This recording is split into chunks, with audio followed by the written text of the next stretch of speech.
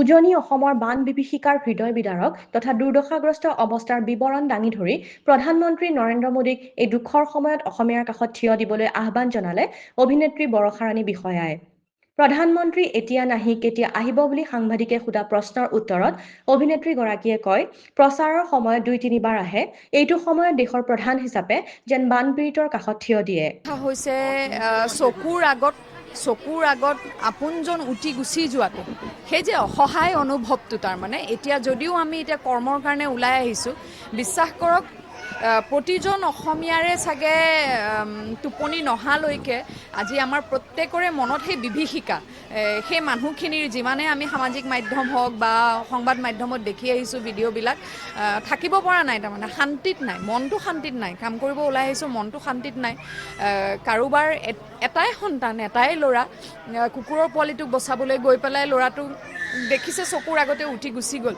কাৰোবাৰ ভনীয়েক এজনী একদম দূৰলৈকে সেই আন্ধাৰত ফ্লেছ লাইটটো জ্বলাই দূৰলৈকে দাদা মাতি সেই ককায়েকজনে একোৱেই কৰিব নোৱাৰিলে। মই সেই পৰিস্থিতিবিলাক ভাবি পেলাই খুব প্ৰতিজন অসমীয়াই আজি আচলতে কষ্টত আছে।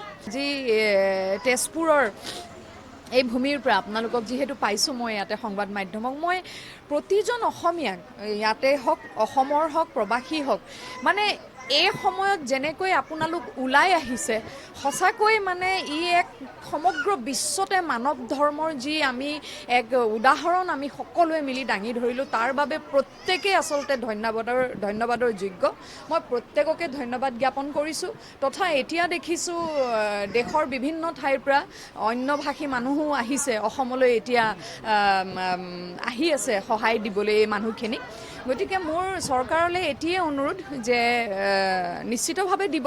গতিকে মই মোৰ সামাজিক মাধ্যমৰ জৰিয়তে আমাৰ মাননীয় মুখ্যমন্ত্ৰী ডাঙৰীয়ালৈ এক অনুৰোধ জনাইছিলোঁ যে নিশ্চিতভাৱে চৰকাৰে সহায় নকৰিলে কেনেকৈনো এই মানুহখিনি কেতিয়াও নোৱাৰে, মেৰুদণ্ডই ভাঙি গ'ল, তথাপিও আৰ্থিকভাৱে শেষ। এমাহত 2-3বাৰকৈ অহা দেখিছিলোঁ। এতিয়া আচলতে সকলোৱে আৱেগিকভাৱে বিচাৰে মানুহখিনিয়ে। আনহাতে তেজপুৰত এখন অসমীয়া সাজপাৰৰ দোকান উদ্বোধন কৰি অভিনেত্ৰীগৰাকীয়ে মুখ্যমন্ত্ৰী ডক্টৰ হিমন্ত বিশ্ব শৰ্মাকো এক আহ্বান জনাই কয়, মুখ্যমন্ত্ৰীয়ে নিজে বান সাহায্যৰ তদাৰক কৰি বান সাহায্যৰ শেষৰ টকাটো পৰ্যন্ত যাতে বানপীড়িতই পায় তাক যাতে নিশ্চিত কৰে। মই মুখ্যমন্ত্ৰী ডাঙৰীয়ালৈ এটাই অনুৰোধ জনাইছোঁ, যাতে আপুনি নিজেই এইবাৰ তদাৰক কৰি এই যে বান সাহায্যৰ শেষৰ টকাটোলৈকে যেন এই বানপীড়িত লোকসকলে পায়, কিয়নো এইখিনি মানুহ শেষ হৈ গ'ল, একেবাৰে শেষ, আৰু মানসিকভাৱে শেষ, আৰ্থিকভাৱে শেষ।